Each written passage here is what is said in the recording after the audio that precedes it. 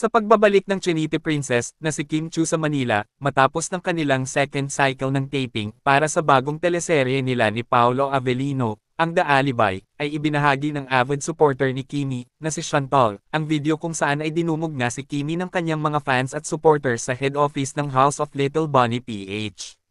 Dito nga, ay ramdam na ramdam ni Kimi ang pagmamahal at ang sobrang pagkamis sa kanya ng mga fans. Kaya naman, ay namigay nga ang Trinity Princess ng libreng wallet na may kasamang autograph sa kanyang mga fans. Ayon nga sa iilang komento ng mga netizens patungkol dito, wish ko mag-ipon para makabili ng bag niya. Kahit isa lang. Haes, idol ko talaga siya since PBB. Pag na broken hearted siya, ako din, nasasaktan. Ang OA diba? Siya lang nag-iisa kong idol sa mga artista. Mag-showtime pa daw ba siya? O pagdating na lang nila galing England? Miss yun na Kim sa Showtime. Wow! Nakakamiss ang isang Kim Chu. Maganda, mabait, masipag, talented, at mapagmahal. Super generous pa. Yan ang nag-iisang Trinity Princess ng buhay ni Paolo Avellino. Wow! Na-miss ka na namin our Trinity Princess.